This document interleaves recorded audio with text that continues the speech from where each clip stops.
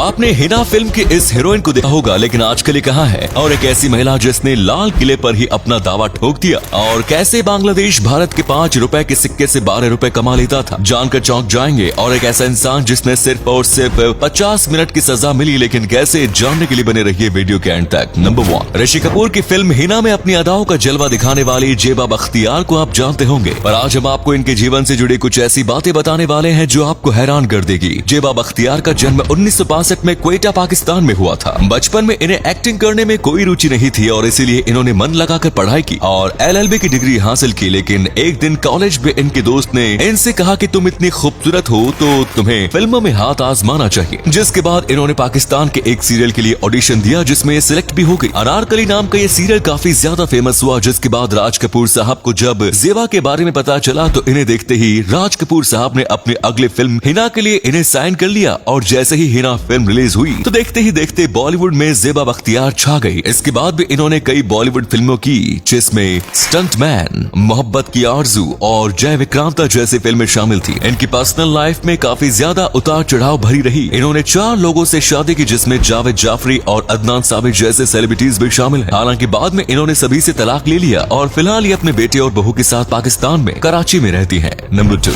ये तो आपको पता ही होगा कि एक 5 रुपए के सिक्के की कीमत 5 रुपए ही होती है, पर क्या होगा जब मैं आपसे कहूँ कि कभी 5 रुपए के सिक्के से 12 रुपए भी कमाए जाते थे। जी हाँ, ये बात है 2008 की, जब बांग्लादेश में भारत के 5 रुपए के सिक्के बहुत ही बड़ी संख्या में स्मगल होते थे। भारत के 5 रुपए के सिक्कों को बांग्लादेश में ले जाकर इनके 6 ब्लेड बनाए जाते थे, जिन्हें 2 रुपए प्रति ब्लेड के हिसाब से बेचा जाता था। और भारत के 5 रुपए के सिक्कों से बांग्लादेशी व्यापारी 12 रुपए कमाते थे। और जब 2009 में भारतीय सरकार को इस बारे में पता चला तो उन्होंने अपने सिक्के बनाने के मेटल को ही चेंज कर दिया, जिसकी वजह से अब कोई भी इससे ब्लेड नहीं बना सकता था। जिसके बाद बांग्लादेश में सिक्के स्मगल होना बंद हो गए। लेकिन व्यापारियों के दिमाग को मानना पड़ेगा कि उन्होंने कितना गजब का दिमाग लगाया था पैसे कमाने का। नंबर 3, हम सभी आपस में बोल कर बात करते हैं, पर इंडोनेशिया में एक ऐसा गांव भी मौजूद है जहां ये लोग बोल कर नहीं बल्कि इशारों में बात करते हैं। इंडोनेशिया में मौजूद डीफ विलेज में लोग मुंह से बोल कर नहीं बल्कि एक दूसरे से इशारे में बात करते हैं। इतना ही नहीं, यहाँ के कार्यालयों में भी इशारों में बात की जाती है। इस तरह की भाषा को काटा कोलो कहा जाता है, जो इस गाँव के लोग करोड़ों वर्षों से करते आ रहे हैं। और आज ये इनकी परंपरा बन चुकी है कि यहाँ कोई भी बोलकर बात नहीं करता,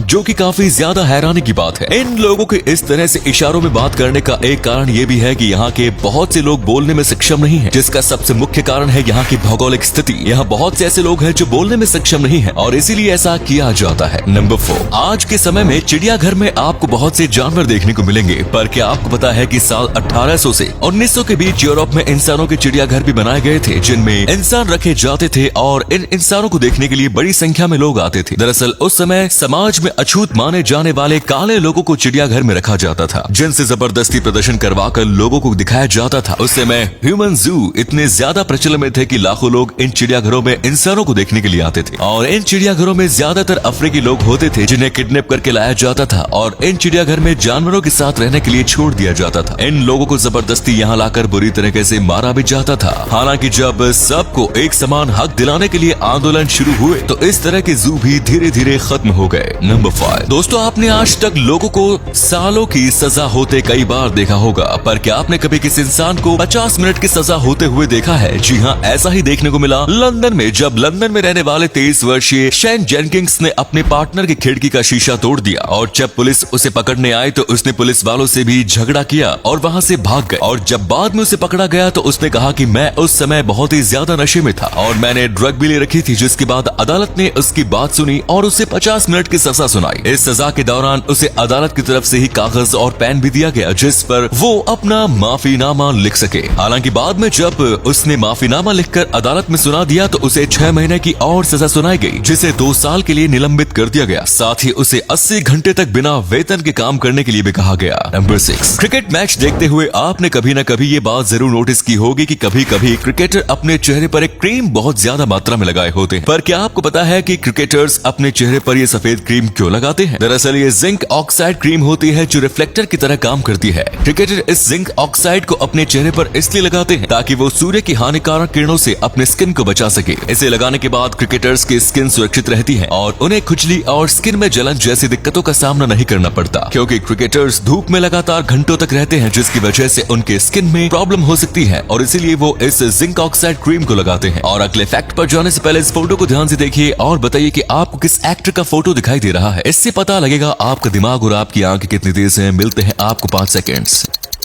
नंबर 7। कुछ समय पहले दिल्ली की एक महिला ने लाल किले पर अपना दावा जताते हुए हाई कोर्ट में याचिका दायर की थी और कहा था कि लाल किला उनके पूर्वजों की संपत्ति है जिसे ईस्ट इंडिया कंपनी ने जबरदस्ती छीन लिया था और अब उन्हें उनकी संपत्ति वापस की जाए। उन्होंने खुद को मुगल राजा बहादुर शाह जफर के प्रपोत्र की पत्नी बताया था और कहा था कि लाल किला अब उन्हें वापस किया जाए, जिसके बाद हाई कोर्ट ने इनसे कहा कि इतने सालों से आप कहां थे, तब आपने हाई कोर्ट से न्याय क्यों नहीं मांगा। अब लाल किला एक राष्ट्रीय धरोहर हो चुका है और अब इस पर किसी का भी अधिकार नहीं है, जिसके बाद हाई कोर्ट ने इस महिला की याचिका को बर्खास्त कर दिया। नंबर 8। आमतौर पर दूल्हा दुल्हन साथ फेरे लेकर शादी करते हैं और पंडित उनकी शादी करवाता है, लेकिन क्या आपने कभी किसी ऐसी शादी के बारे में सुना है जिसमें ऐसे किसी भी रीति रिवाज का पालन नहीं किया गया हो? जी हाँ, ओडिशा में रहने वाले एक जोड़े ने ऐसा ही किया। उन्होंने इन सभी रीति रिवाजों को निभाने की बजाय संविधान को साक्षी मानते हुए अपना विवाह किया और विवाह में आए मेहमानों से महंगे गिफ्ट लाने की बजाय अपना ब्लड डोनेट करने को कहा। उन्होंने मेहमानों को ये भी सिखाया कि मरने के बाद अपने ऑर्गन्स डोनेट करके वो कितने लोगों का भला कर सकते हैं। आपकी इसके बारे में क्या राय है? इन्होंने सही किया या फिर गलत? कमेंट्स में जरूर बताएं।